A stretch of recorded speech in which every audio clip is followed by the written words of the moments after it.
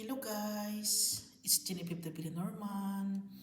Tumubo na siya guys, Jade. Lucky plant siya. Naniniwala ako sa mga lucky plants.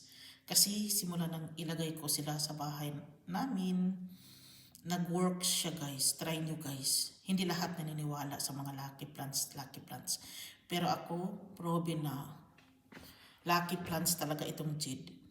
Kasi marami naman sila pero I'm trying na mabuhay siya for me. Jade siya guys. Jade ang pangalan sa kanya. Lucky siya. Hindi bad luck, good luck ang ibig sabihin ng lucky. Yung pantanggal ng malas guys.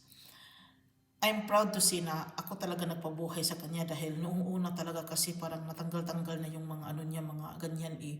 Tapos nang ilagay ko siya dito, ganito na siya. Para silang mga, yung tanim para naman yung mga tao guys, hindi ko maintindihan, basta yun ang pagkakaintindi ko, yung kung gusto mong mabuhayan ka, your efforts, your time, your love, parang tao nga eh. Ito nga eh, nabubuhay siya, lucky plant siya guys.